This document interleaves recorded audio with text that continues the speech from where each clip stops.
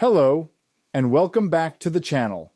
If you're new here, we break down global politics through the lens of Ukraine's fight for freedom, with facts, context, and the urgency this war demands.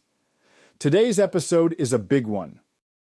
It's April 2025, and while spring awakens Europe, there's no thaw in Moscow. In fact, a new diplomatic chill has set in. Russia has just rejected U.S. proposals to end the war in Ukraine, calling them unacceptable in their current form.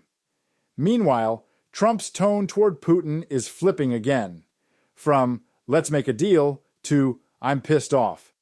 So what's going on behind the scenes of these power plays? What does this mean for Ukraine, and how should the U.S. respond? Let's break it down. Deputy Foreign Minister Sergei Ryabkov made it official this week. Russia isn't ready to negotiate peace with Ukraine on American terms. Why? Because the Kremlin wants its own version of peace, one that includes Ukraine abandoning its NATO aspirations, Russia controlling 4 occupied regions of Ukraine, and a limit on the size of the Ukrainian military. Let's be clear. These are not peace terms. They are demands for surrender. Russia wants to dismantle our sovereignty and rewrite the map of Europe by force. And for us Ukrainians, that's not an option. We've been down this road before, 1939, 1945, 2014.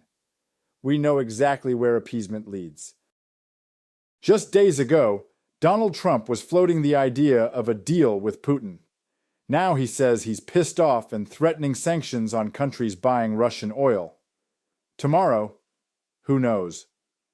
This inconsistency is rattling U.S. allies in Europe. And for good reason, especially after Trump suggested tying U.S. military aid to Ukraine's mineral resources. Yes, really, conditioning support on access to our natural wealth. A new American poll shows the public is split. 46% support the idea, 50% oppose. But here's the good news. About 70% of Americans, across party lines, still see Russia as the main aggressor. That means the American people understand what's really happening. This is not a resource conflict. It's a war of conquest. And any attempt to treat Ukraine like a transaction, a geopolitical investment, only benefits the Kremlin. Here's another development to watch. Kirill Dmitriev, a key Putin economic advisor, is reportedly heading to Washington to meet with Trump's envoy, Steve Witkoff. Now, Dmitriev isn't just another bureaucrat. He's been instrumental in funding the war economy and evading sanctions. If he's in Washington, it's not for coffee. It's to explore a deal that excludes Ukraine. And let's be absolutely clear, no deal on Ukraine should happen without Ukraine, period.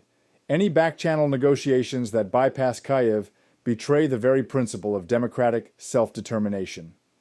Meanwhile, Russia's foreign ministry is pushing a new propaganda line, that Moscow is complying with a U.S.-brokered moratorium on attacking Ukraine's energy grid.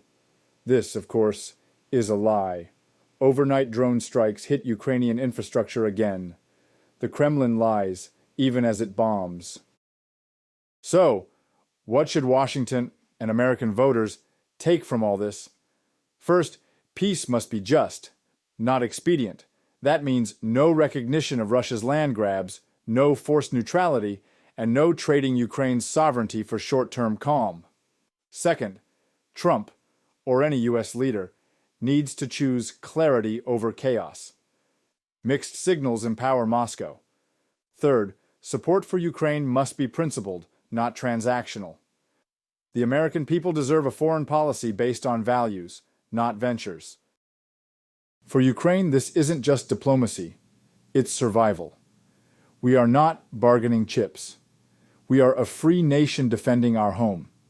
And we are still standing, still fighting, still believing that the free world won't sell us out for oil, gas, or minerals.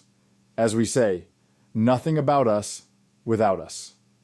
Thank you for watching, and thank you, truly, for standing with Ukraine.